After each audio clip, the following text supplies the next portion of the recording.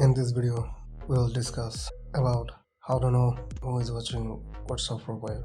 If you're curious to know that, or someone is trying to tracking you without knowing you, let's see how to know that who is watching WhatsApp profile. Download WhatsApp tracker from any website or a application store called Happy Mode.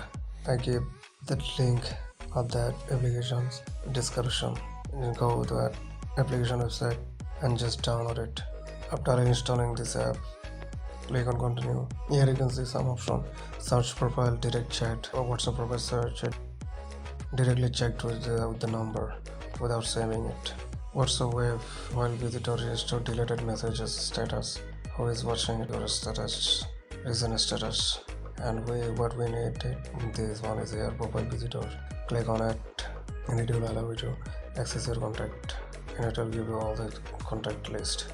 And click on visit it or visitor. It will appear after 12 hour, and you can see who is watching your WhatsApp profile without following you or without knowing you. Thank you.